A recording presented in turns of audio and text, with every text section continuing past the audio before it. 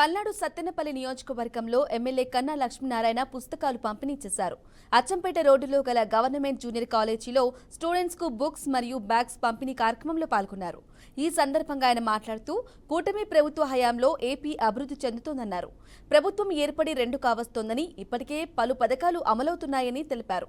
చంద్రబాబు నాయుడు అధినాయకత్వంలో రాష్ట్రం పురోగతి సాధిస్తుందని అన్నారు.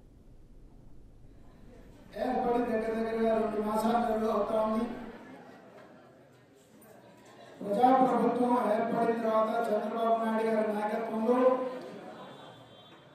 తెలుగుదేశం, జనసేన, బీజేపీ 3 కూటమి కలిసి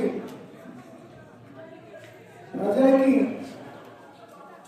నిజంగా ప్రజల అవసరాలు తీరుస్తాము అని చెప్పేసి అధికారంలోకి రావడం జరిగింది.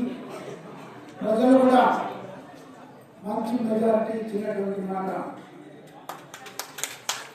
ప్రభుత్వం అధికారంలో వచ్చినప్పటికీ కూడా ప్రజాప్రభుత్వం